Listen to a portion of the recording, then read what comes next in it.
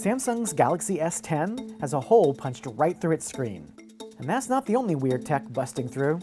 I'm Washington Post tech columnist Jeff Fowler, and I got to spend a little bit of time with Samsung's new flagship phone ahead of its launch on February 20th. The thing to know is that 2019 is a big launch year for Samsung. At some point, it's going to introduce a mysterious folding phone. But for now, they're pushing a reinvention of the Galaxy S that packs a lot more tech tricks behind that big screen. There are actually 4 new Galaxy S10s. There's big with the S10e, bigger with the S10, even bigger with the S10 Plus, and crazy huge with the S10 5G. The features and prices go up with each. But is it enough to get you to ditch your old Galaxy S7 or Google Pixel? Some of these technologies have to be seen to be believed, and that's what we're here for. As always with Samsung, it starts with the screen.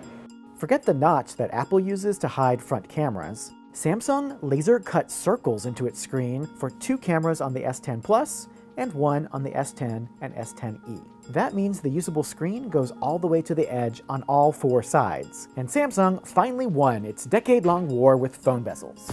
Part of the win here is the victorious return of the fingerprint reader, buried inside the screen on the S10 and S10 Plus. Look, Ma, no button. Samsung isn't the first phone maker to do this, but they've used some very nifty ultrasonic tech to make it work. Just beware, if you use a screen protector, only compatible ones will work. On the S10e, the fingerprint reader is over on the power button. Let's do a Samsung finger versus Apple face competition. And go. I'd say it was mostly a draw. Beyond that, it's personal preference for unlocking.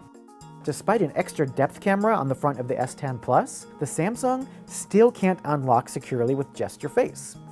They even ditched the iris reader we got on past Galaxy S models. Now onto the back of the phone, where you'll see not 1, not 2, but 3 different cameras. There's one for regular shots, another for zoom, and a third for wide. The 5G model coming later this year has, believe it or not, a 4th lens on the back to measure depth. I think this is just the beginning of the lens arms race. One other really cool trick. This thing not only does wireless charging, it does it in reverse. That's right, take a pair of these new Galaxy Buds wireless earphones and set them on top of the phone, and they'll charge right up. It even works with other phones, including your buddy's precious iPhone. My takeaway? Samsung has regained the crown of hardware capabilities that might make other phones look dated. The S10 now has its own cool headphones, and more processing power, RAM, and storage than some gaming computers. But how much of this addresses our biggest smartphone requests, like a screen that won't crack? People hoping for better battery life will at least be glad to know they stuck a 4100 milliamp hour battery in the S10 Plus, which Samsung says will last more than 24 hours. But the biggest influence on upgraders might be the price.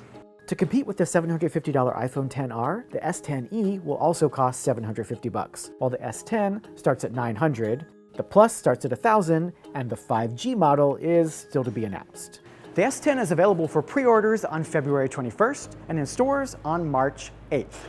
Now, if only they'd sell this cool yellow version in the US.